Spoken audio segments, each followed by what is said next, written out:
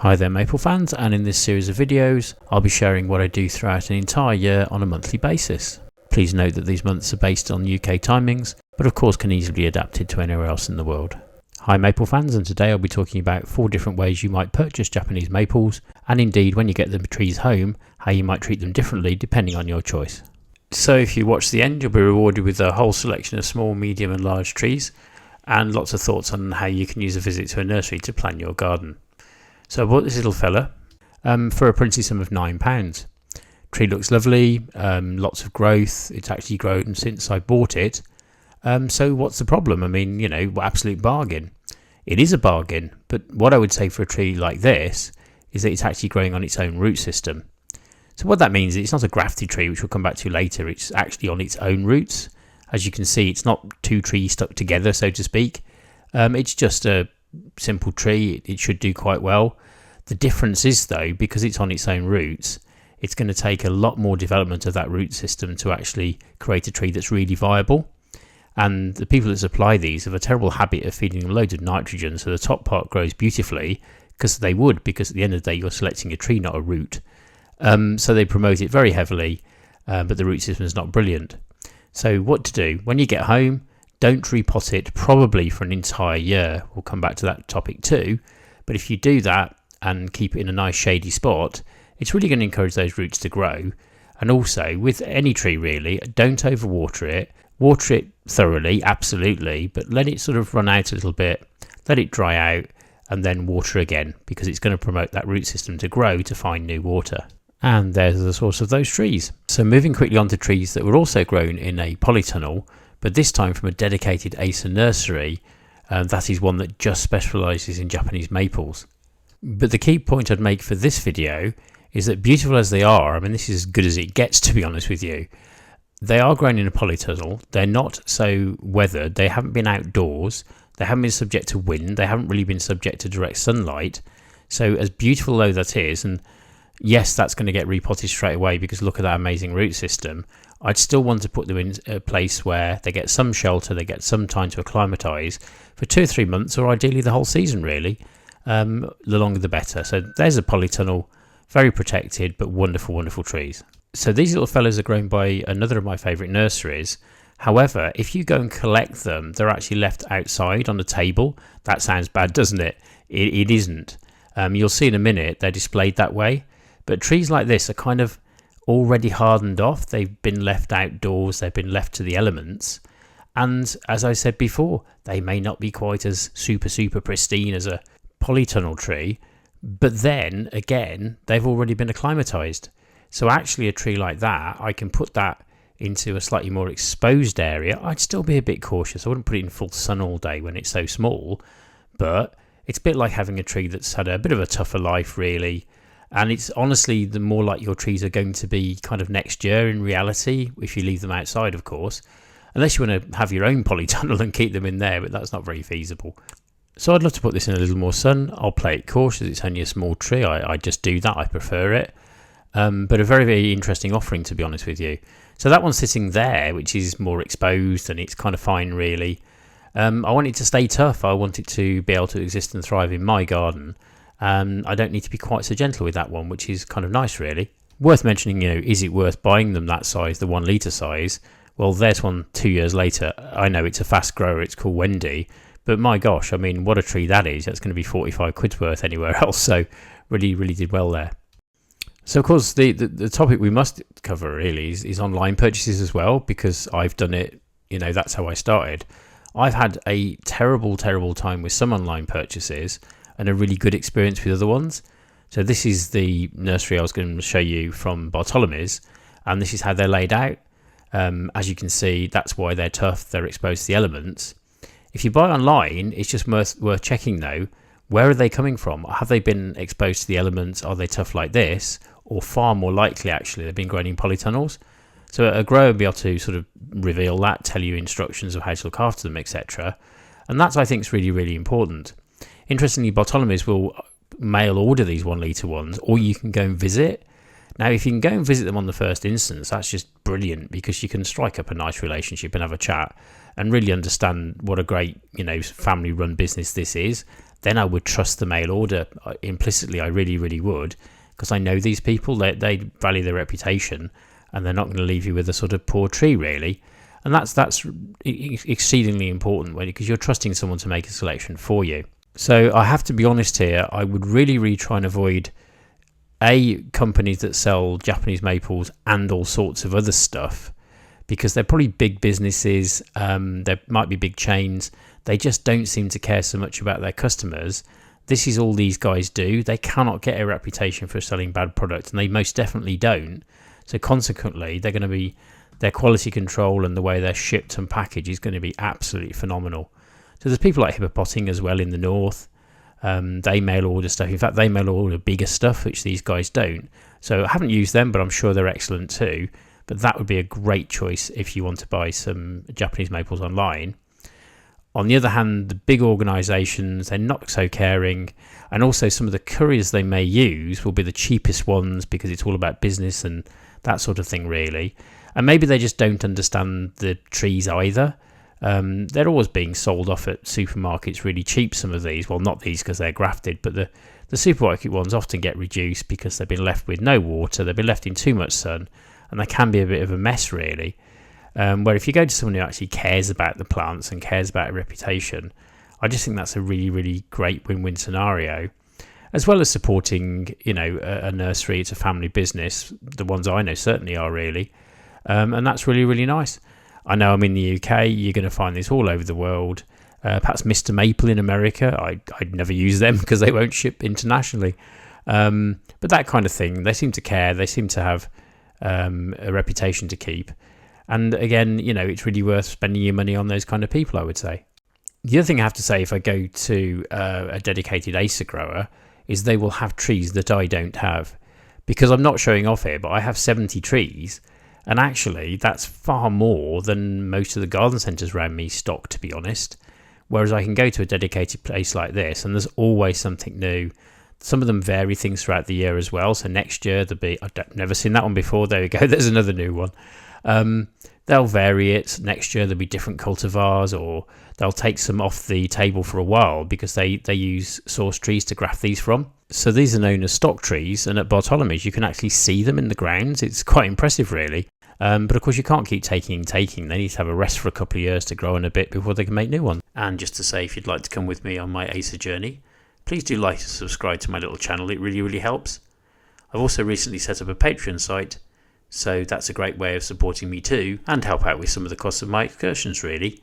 There's also the offer of some personal help, if you'd like it, either in a group format or at a one-to-one basis.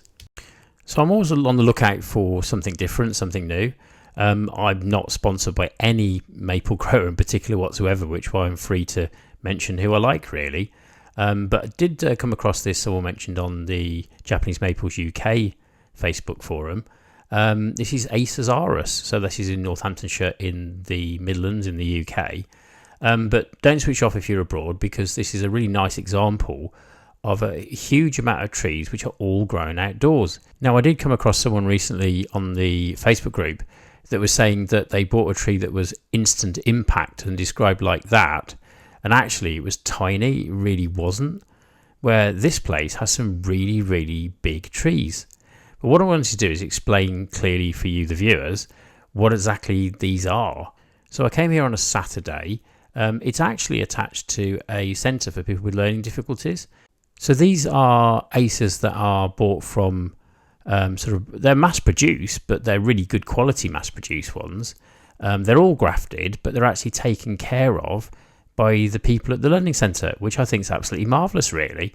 So it gives them something to do, it gives them an interest and an enjoyment. But that is instant impact, isn't it? You can really say, if you took that home with you and put it into the ground, that's going to save you years and years of growing time, because many of these trees are relatively slow growing.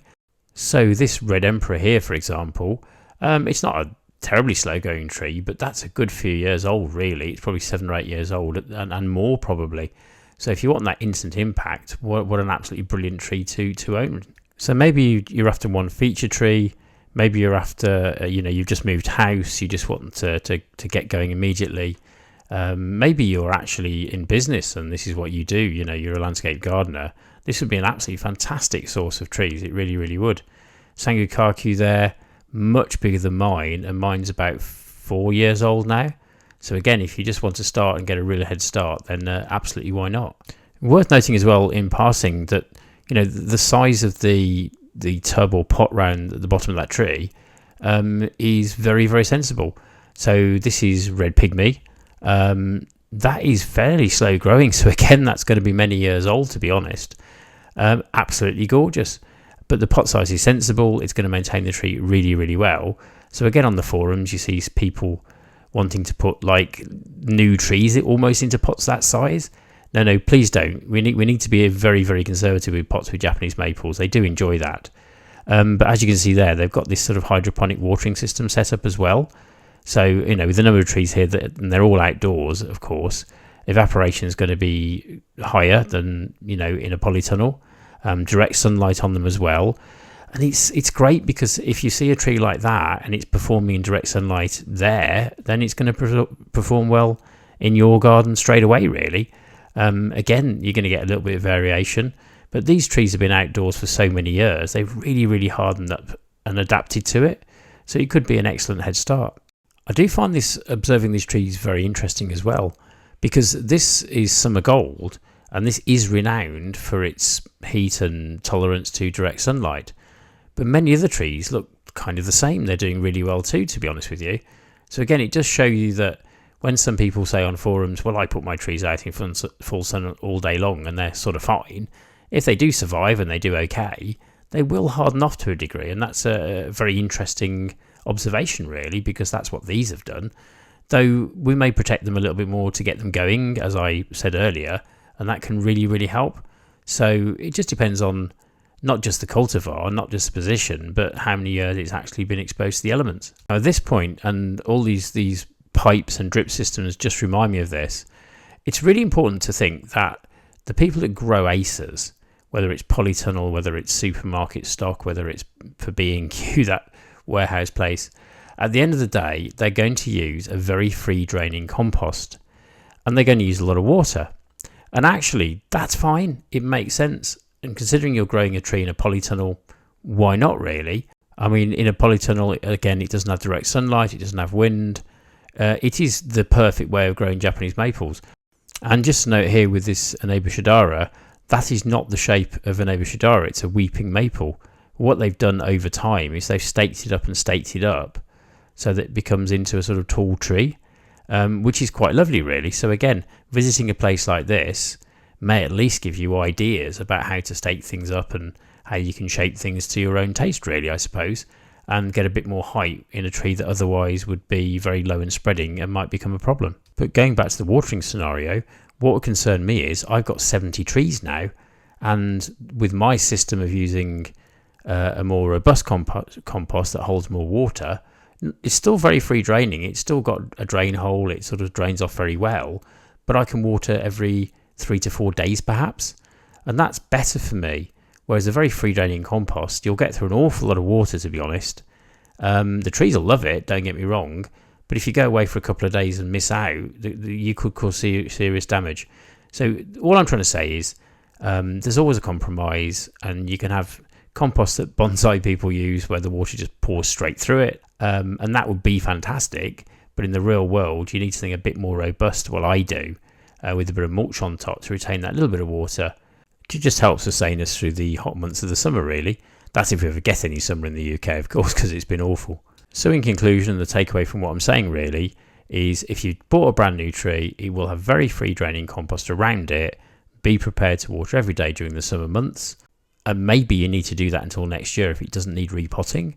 But if you repot it, I put it into something a little bit more robust to make my life a little bit easier. So let's have a little bit more of a look at the trees. Some of you are probably saying, Carl, shut up. We want to enjoy our lovely maples, really. And again, it's lovely to go and see a place like this. If you can see a tree this size, you've got an instant, recognition of where a smaller one would head. Maybe you can't afford these trees. They are expensive. On the other hand, I'm just saying that, it's an appreciation of the form, shape of a tree when it's much more mature. And, honestly, Japanese maples, they're about planning ahead. You're not buying a bunch of flowers. You're not buying a little shrub.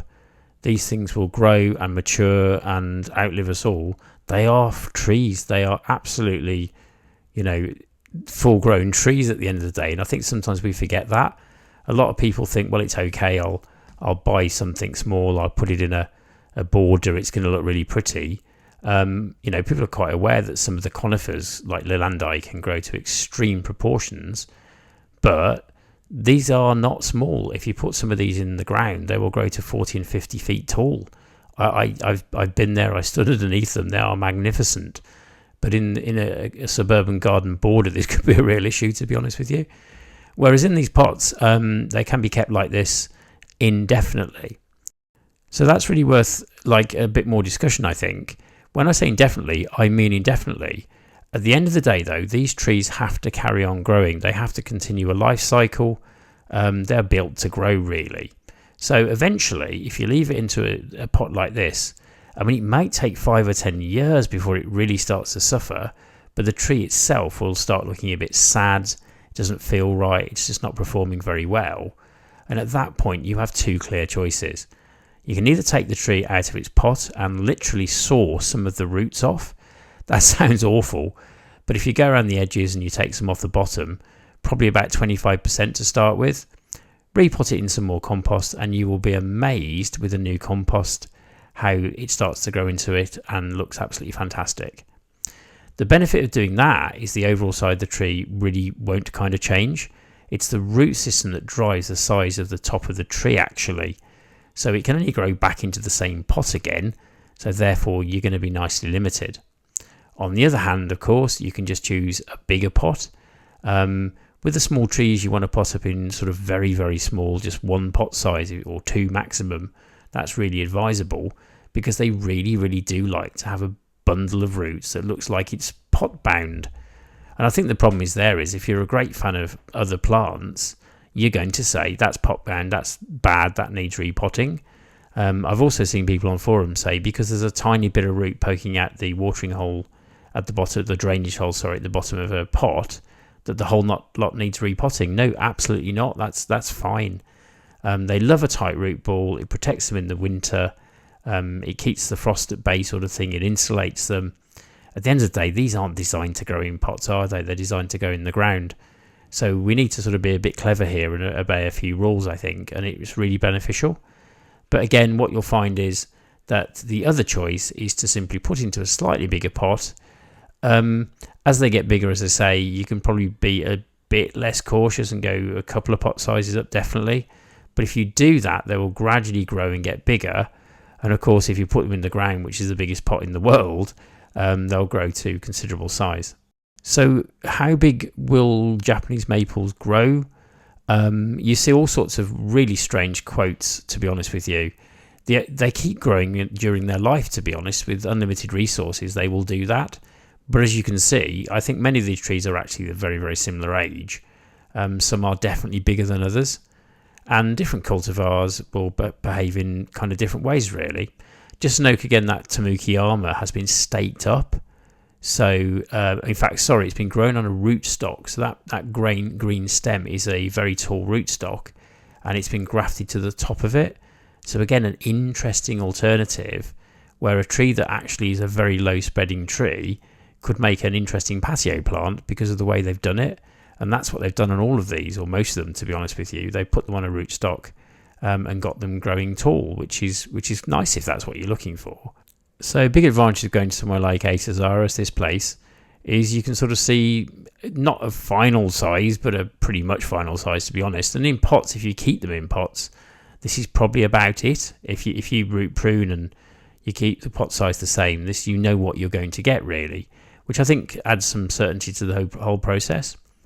In the ground, literally, these can be absolutely enormous, or then they do kind of, whether it's a dwarf, whether it's a middle-sized tree, etc., becomes a lot more relevant, because in pots you can keep everything small, or at least a lot smaller, but they're always growing sort of proportion to their in-the-ground brothers and sisters, if you see what I mean. But I've definitely heard people say, I'll buy whatever tree I fancy and keep pruning it, keep staking it, keep cutting away at it.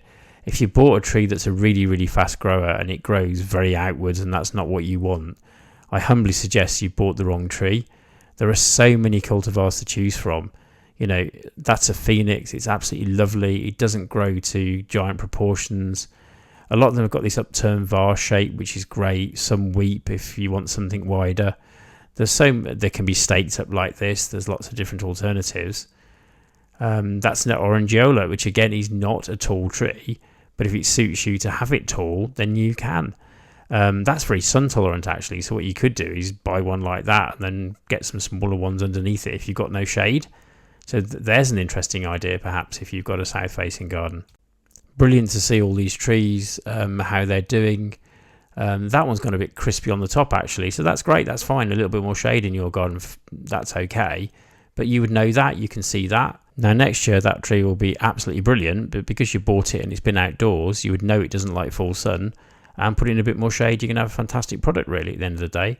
Whereas Tamukiyama is well known for its heat tolerance, so therefore you know that's a tree for you if you need something that's more for a south facing garden.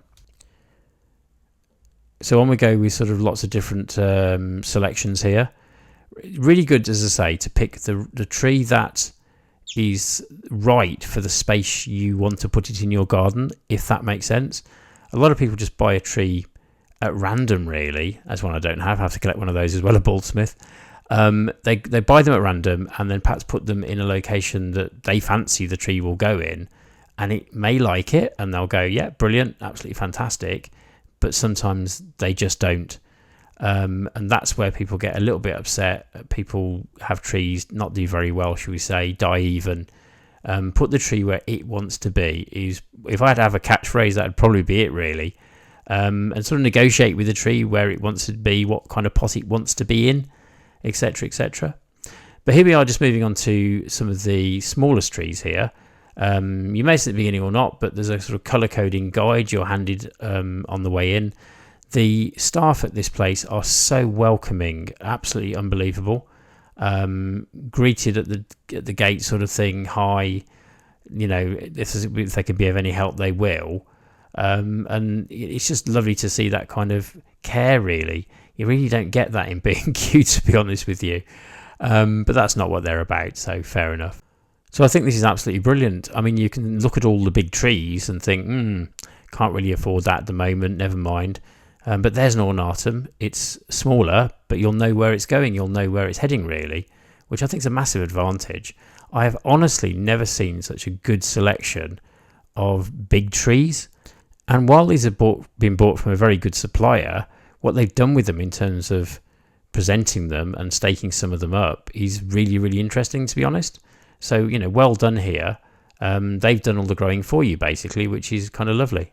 So, in a sense, I suppose what I'm saying is they have a more limited selection than some places. You're not going to find some really obscure maple I've probably never seen before.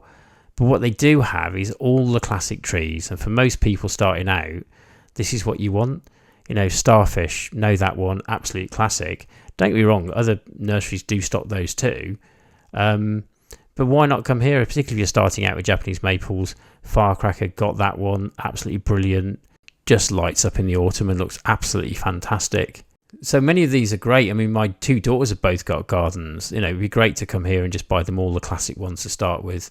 And there's a reason classic maples are classic, really, because they're really, really nice and they do really, really well. So there's a Yasmin, which is, again, a lovely, lovely tree. Classic red maple, looking really, really nice there.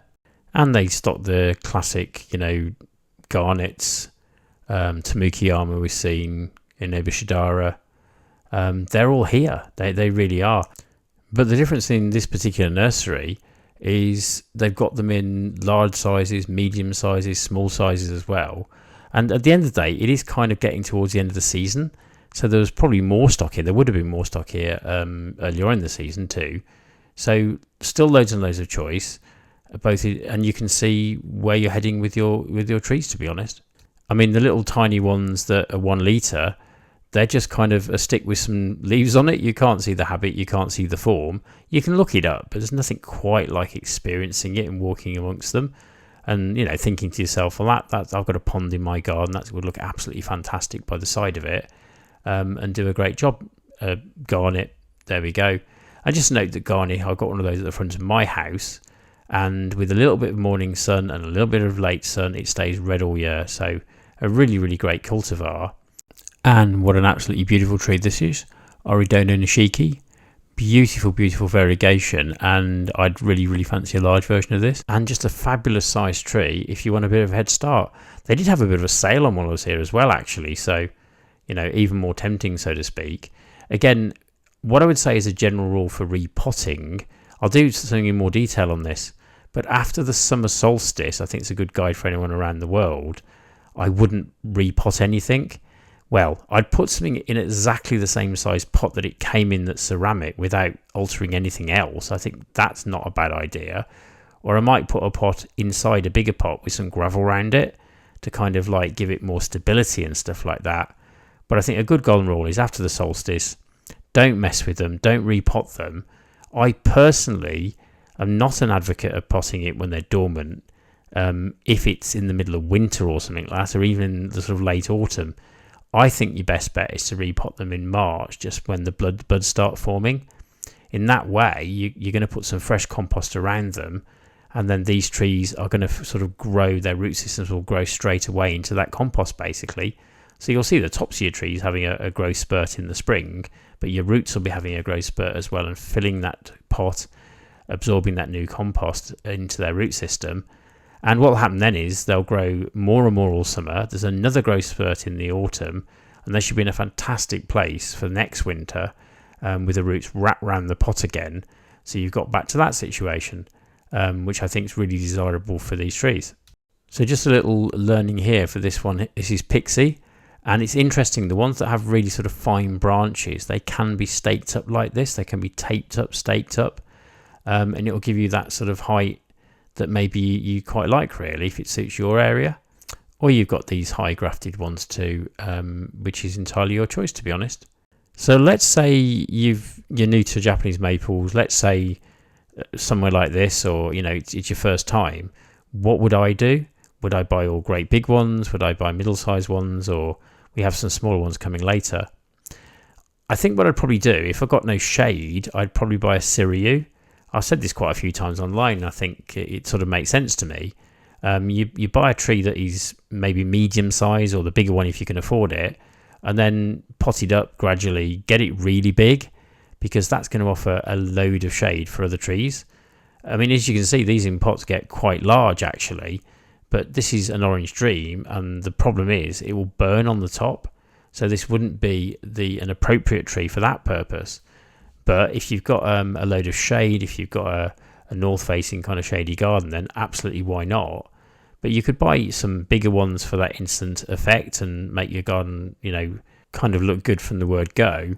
But there's always the option of sort of adding to your collection, buy some smaller trees, put them under the larger ones, find some spaces for them. But if you're going to buy a big tree, another great learning, really, really research it. If you're going to invest more than £50, £100 in a tree, it's money, and I think if you just put it kind of anywhere, it doesn't make sense to me. You've got to treat each of these trees as a different type of cultivar. So Einken there doesn't mind full sun. The strapleaf ones kind of don't, and I know that. As you can see, it's completely healthy where it is. It's absolutely fine. But people, it's very sad. They buy a tree, they put it in their favourite spot in the garden. It just kind of doesn't do very well. Ones like that Jordan on the right hand side, they absolutely hate direct sunlight. They really, really do. So we shouldn't class Japanese maples as like one type of tree. It's not. It's over 2,000 different varieties. I think there's probably more than 3 now actually. And if you look at it in that way and treat each one as a separate entity, and just do a few moments research on your phone, go join a Facebook group, contact me if you like. It's all good. Watch some of my videos on the heat tolerant ones, and just make an informed choice really. I think half your battle is picking the right tree in the first place.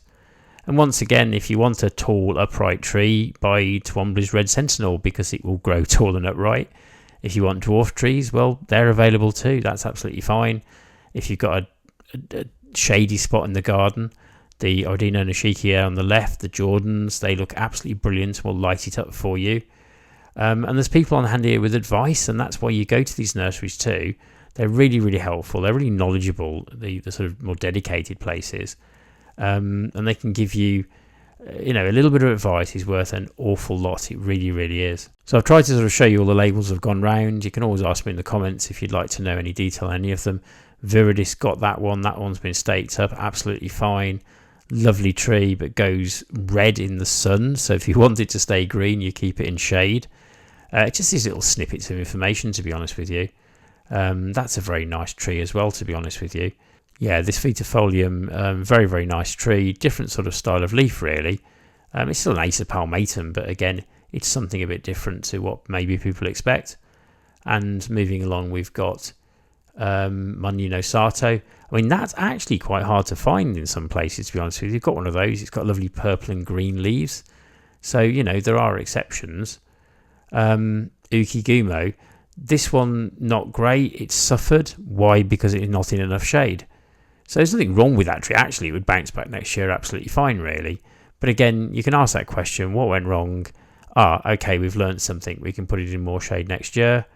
Whereas this one, Shishikashira, actually is as tough as nails. It really, really is. I've heard about them growing by hot walls. I've heard them in direct sunlight. Not a problem. Mine's absolutely fine. So you can just enjoy the right cultivar in the right place and the right location, really. So this is Ornatum, which is a lovely lace leaf. Again, something slightly different. It's not just either green or red. It's sort of a combination of the two, which is fantastic. And then in this nursery, we're sort of getting to the point where we see some of the smaller trees, because they do have those too. And that's always good to see, really. Now, before you get too excited, do remember that this place doesn't do mail order. You have to collect them. And obviously some of those trees are really large. I did actually see a van in the car park picking up several trees. So, absolutely fair play. But that's just the way it is. Having said that, personal preference, go and pick the trees I like. Go and have a look at the trees I like. Even if some people are travelling a couple of hours to go and visit a really good nursery, I think it's worth it. I really, really do. To set yourself up for the future and see all those examples of the bigger trees. Kotonuito there. We've seen that in that size tree. We've seen it in a medium-sized tree. We've seen it in a large tree. What a great place to learn about Japanese maples at the end of the day. In fact, all of these are the same. And these are the budget end, but they're not budget quality. They're still grafted trees. They're going to do really well. Starfish there. Again, we just saw one in a larger variant, but if that's not for you, you can still have a go. You can still get something at the right price, really. Same with the garnet. So actually doing this video, I think I've kind of understood this place better and better and how it really, really works. Again, it's not going to have the really obscure, crazy cultivars that you've never heard of that are going to surprise, and that's absolutely fine.